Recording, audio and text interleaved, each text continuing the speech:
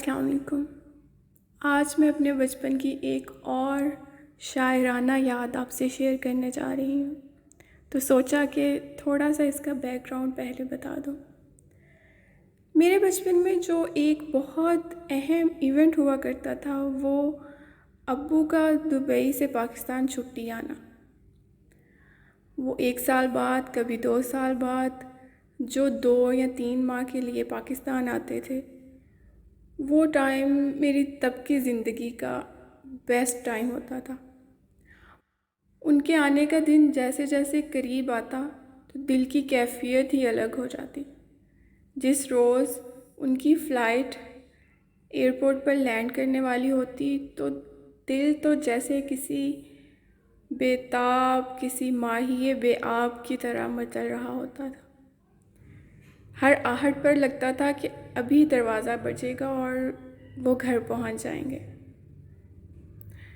اس انتظار کی کیفیت کو میں نے اپنی اس نظم میں اتارا۔ اصل میں تو یہ ایک تقابلی جائزہ ہے، ایک 10 سال کے بچے کا تقابلی جائزہ، کہ آیا ابو جی کے چھٹی آنے سے پہلے والا انتظار اچھا تھا یا پھر چھٹی گزار کر چلے جانے کے بعد یہ جو ایک لمبا انتظار پھر سے دل کو لگ گیا، یہ اچھا ہے۔ آپ بھی سنیے، اور جو بھی کوئی غلطی، کمی، کوتاہی آپ کو اس نظم میں نظر آئے اسے یہ سوچ کر درگزر کر دیجیے گا کہ بہت ہی کم عمر بچے نے یہ جسارت کی ہے۔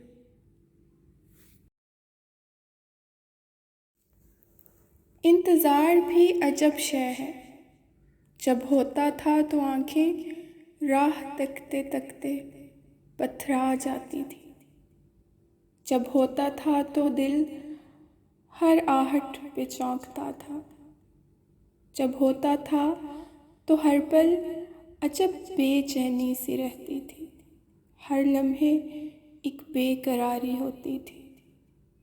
کچھ بھی تھا، ایک آس تو بندھی رہتی تھی۔